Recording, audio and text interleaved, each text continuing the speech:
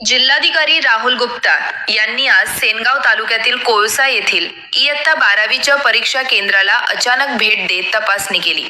आज 12वीचा गणित विषयाचा पेपर असल्यामुळे परीक्षा केंद्रावर सकाळपासूनच विद्यार्थ्यांची उपस्थिती मोठ्या प्रमाणात होती।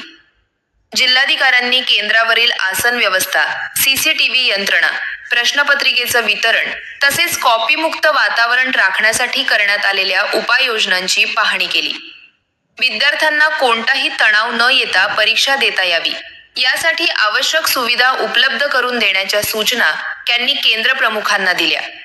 यावेळी संबंधित अधिकारी व शिक्षण विभागाचे कर्मचारी उपस्थित होते। जिल्हाधिकाऱ्यांच्या या अचानक भेटीमुळे परीक्षा प्रक्रियेत अधिक शिस्त आणि पारदर्शकता दिसून आली। दरम्यान गणिताचा पेपर शांततेत आणि कोणताही अनुचित प्रकार न घडता पार पडल्याची माहिती प्रशासनाकडून देण्यात आली आहे।